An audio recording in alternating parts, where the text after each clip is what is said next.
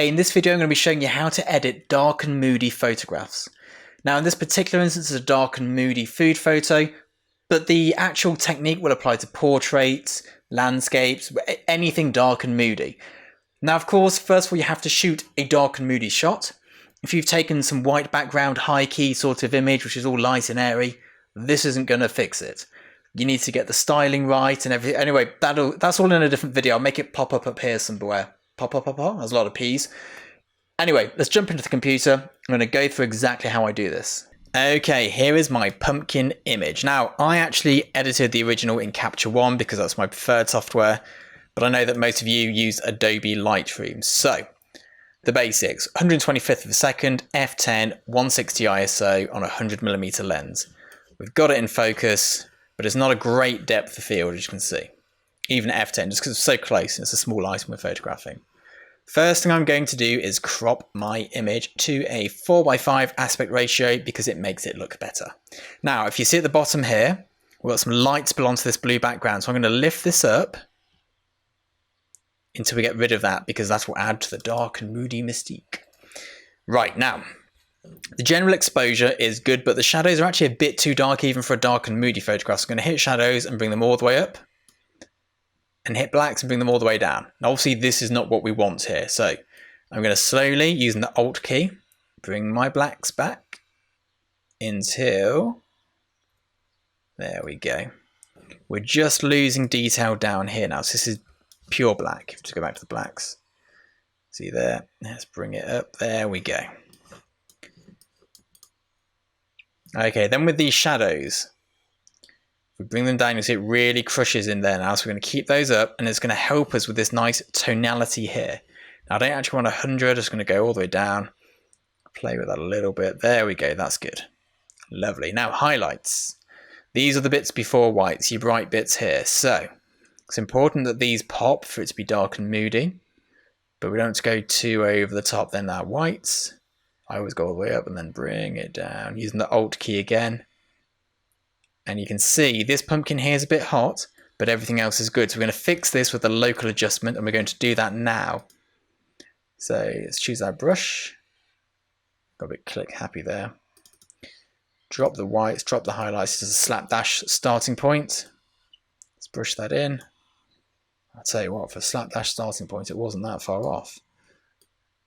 There we go. And then the last one we've got to deal with is just this little bit here. So again, the local adjustment brush, and then just brush over that. And then again, a little bit too much done there. There we go. And it's important that for each bit of this task, so we're going to do this bit here next, we use a new brush so we can adjust them separately rather than have to do like a global adjustment. There we go, and this is much too dark now. There we go, brilliant. Now, using the backslash key, we can go to before and after or now. So the next thing we need to look at is the texture and clarity. Now, food, you can absolutely play with the clarity. Okay, so let's bang that up. There we go, 30. And then the texture to 100. And then just bring it down. And here it looks like 80. Now, these numbers, you can't just apply them to everything. They're not going to work every time. It's a case-by-case sort of scenario. Now, because I shoot with Canon, we get too much red and orange, and it ruins all the images. So the vibrancy we need to drop down, and then we'll bring it up until it looks somewhere there. I'm doing my look. This is what I actually say when I'm editing. There we go. Bit more. Minus 20-ish. There we go. So this is where we've got to. Let's get rid of the basics now. That's all done. Tone curve we won't touch because I don't generally use it in here. But HSL slider, we're going to do something with a saturation because this blue background here is distracting. So I'm going to desaturate it. And all I've done is come into the bit here, click on our little pipette, selected the background bit and dragged it down. I've now made it go wrong, but let's just pull that down again. There we go. So that's just changing this bit down here. Put it all in. There's our blue. Gone. Now it's going to have had an effect on this pumpkin here. And what we can do is just turn this individual tab off to see how much. It's not really touched it. We're good. So these little switches up here, let's make my mouse go big. That will turn that entire module on and off in your image. So sharpening. This is where I normally mess it up. I'm not particularly good at sharpening images. Bang a little bit in here, hit the masking and alt at the same time. There we go. That's it. That's what I wanted to sharpen. So my computer's struggling a bit with this. I've got live screen recording, camera recording, and audio recording, plus a 50 megapixel file. Right, let's get rid of the detail screen and let's move on to our lens vignetting. Now, as a standard rule, never apply a white vignette to anything. It looks awful. Now what I'm going to do is put the midpoint to be really central. So it's going to be a very nice feathered gradient, and just add a vignette slightly, -25, -20, looks good, into there. So before and after, there we go.